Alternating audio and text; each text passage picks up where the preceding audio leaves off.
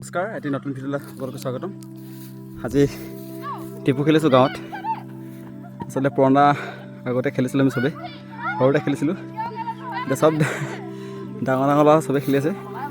এই খেলটো ঠাই ভেদে বেলেগ বেলেগ নাম। আমাৰ ইয়াত টিপু বুলি কোৱা হয়। আপোনালোকৰ ফালে কি বুলি কোৱা হয় কমেণ্টত জনাবচোন।